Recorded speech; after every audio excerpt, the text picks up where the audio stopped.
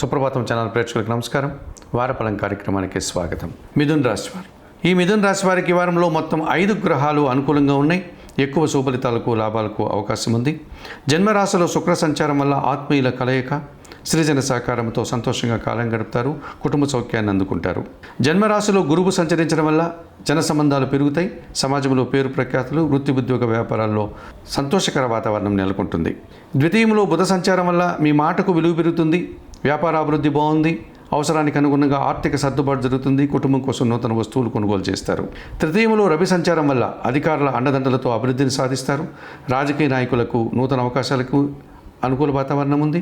తండ్రి నుంచి సహకారాన్ని కూడా అందుకుంటారు. ప్రభుత్వ సహాయం కూడా అందుకుంటారు. వ్యయంలో చంద్రుడు సంచరించడం వల్ల మీ మాటల వల్ల కొన్ని సందర్భంలో అపార్థాలు, కుటుంబంలో అశాంతి, నిరాశ కలిగే సంఘటనలు జరగడానికి అవకాశం ఉంది.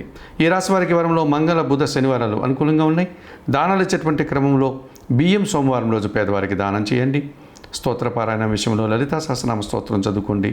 ఆలయ సందర్శన కార్యక్రమం భాగంగా మిథున రాశి వారు లలితాదేవిని సందర్శించి నమస్కరించుకోవడం వల్ల సంతోషంగా ప్రశాంతంగా ఉండగలుగుతారు.